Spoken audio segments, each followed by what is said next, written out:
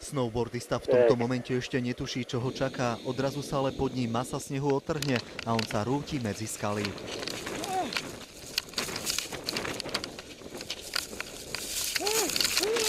Mladý muž skaly míňa iba o chlp, ocitne sa v tme, po chvíli sa mu ale podarí spod lavíny vyplávať a obrovský strach vystrieda eufória. Oh God! Gero je v Tatrách známy ako milovník tzv. Freeridu, teda lyžovania vo voľnom teréne. Do takejto krkolomnej situácie sa ale dostal poprvýkrát v živote a priznáva, som rád, že som to prežil. Mal som plné ústa snehu, ktorý som prehltol, aby som mohol dýchať a som sa snažil proste z celej síly prežiť. Hrôzo strašný pád a tie chvíle absolútnej bezmocnosti sa vraj slovami dajú opísať veľmi ťažko.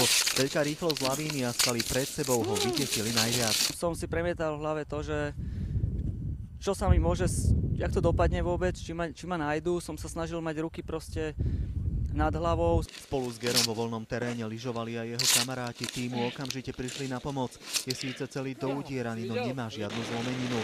Uvedomuje si, že mal obrovské šťastie. Určite nemám 9 životov, ale mám toho šťastia v živote strašne veľa, ktoré sa mi pomaly asi míňa, takže toto bola podľa mňa taká výstraha. Je presvedčený, že viackrát takéto šťastie mať už nemusí a všetkých milovníkov adrenalínu varuje slovami: v lavíne ste úplne bezmocní. Ešte som chcel niečo zrobiť s tým. Chcel som otočiť snowboard do smeru jazdy, že sa tomu ešte nejako vyhnem, ale čím ďalej ma to bralo, tým to začalo byť horšie a horšie. O tom, čo prežil, zatiaľ nestihol povedať svojim blízkym a verí, že po tejto reportáži jeho rodičia neskončia v nemocnici. Mami nemusí sa báť o mňa, ja si dávam pozor na seba a nič sa nestalo, všetci sme v pohode a žijeme. Ján Tribula, televízia Markíza.